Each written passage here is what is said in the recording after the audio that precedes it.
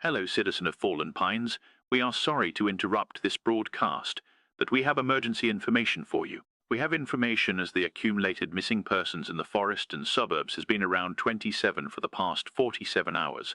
If you see any unusual situation, tell the authorities immediately. If you also see a tall humanoid with long arms and black skin and white eyes, you should also tell the authorities.